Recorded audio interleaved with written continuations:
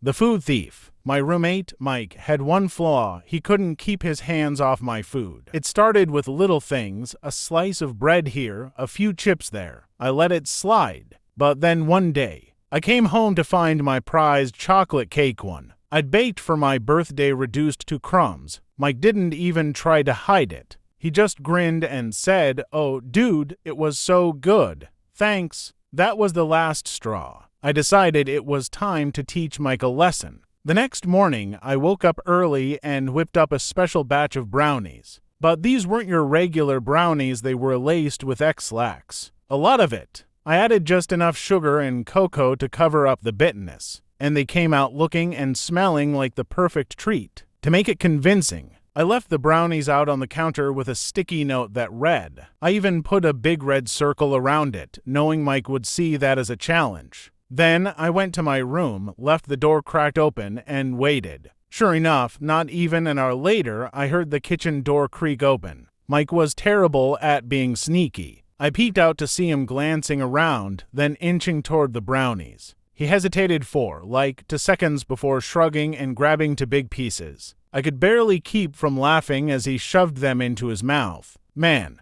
these are amazing," he said to himself, licking his fingers. He didn't stop at 2 pieces, he ate half the tray. I knew it wouldn't be long. About an hour later, Mike was on the couch when he suddenly froze. His eyes darted to the bathroom door, and he bolted so fast I thought he might leave a trail of smoke behind him. For the next 2 hours, all I heard was the sound of Mike's misery echoing through the apartment. At one point, he yelled, "What is happening to me?" I knocked on the bathroom door, pretending to be concerned. "Hey, Mike, you okay in there?" There was a long pause before he groaned, "Did you do something to those brownies?" I leaned against the wall, smirking. "You ate those?" Silence. After a moment, he muttered, "I'm sorry, man. I'll never touch your food again." And he didn't. The best part, every time he saw brownies after that, he looked genuinely traumatized. So yeah, I got my food back. And Mike learned an important lesson: